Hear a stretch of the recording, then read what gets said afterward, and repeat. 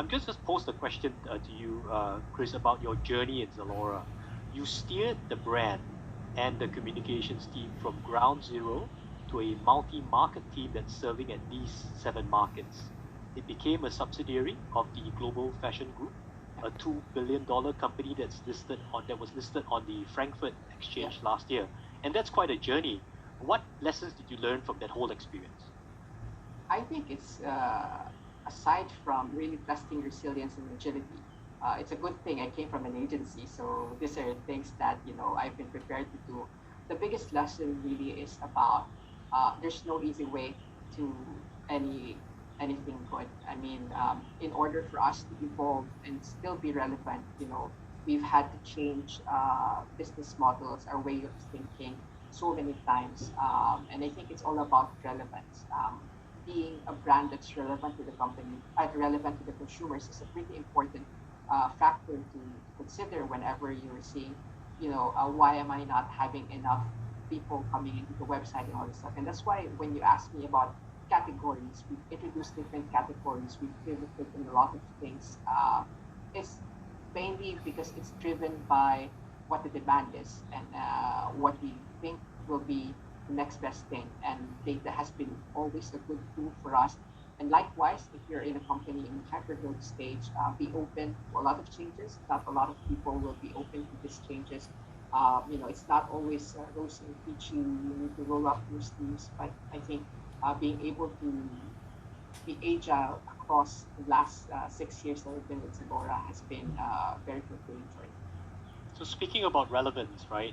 Aside from being accused of promoting superficial beauty and self-image issues, some global reports indicate that the fashion industry also produce around 13 million tons of textile waste each year, and they are a major contributor to water pollution, plastic pollution, greenhouse gas emission.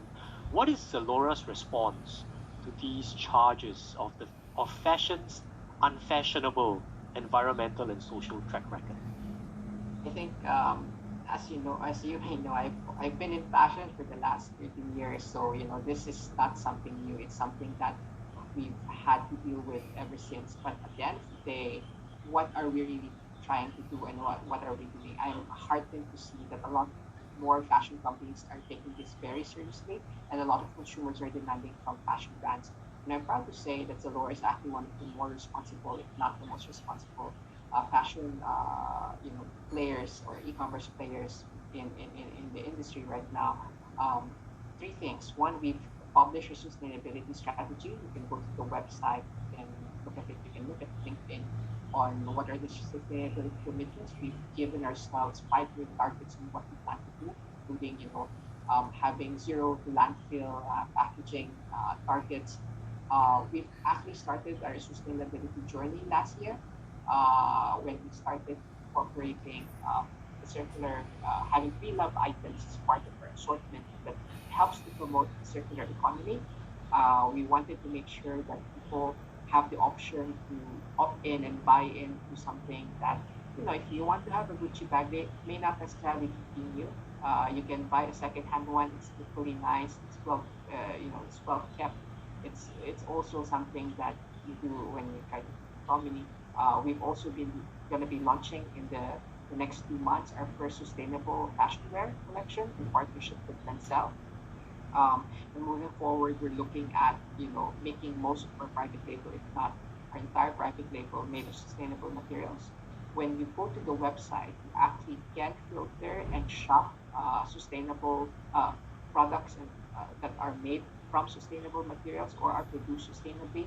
So having those sustainability features can actually help consumers decide whether or not they want to promote that. We have more initiatives that are lined up. Some of them are already ongoing with our factory partners. What we do is not only select the factory that we work with in terms of producing the clothes, but we also try to teach them how to achieve more sustainable practices. So there's a mentoring and there's a partnership that's in there. So we not only select them because there already are um, category B or category A in terms of sustainability ranking, but we're also trying to make them a little bit to improve the sustainability tracking so that eventually all of them will be rated A and will be happy, and we can always be happy to say that all our clothes are made from sustainable practices. So there's an audit that's ongoing every year. So we try to make it 360 as much as possible from the plastics that we have. Our current plastic is now already biodegradable, but even that we're trying to think of packaging of how to do it more environmentally friendly. So goes with our offices and our warehouses. We're installing some of the energy features to save. We're also looking into making our operations efficient in terms of carbon emissions.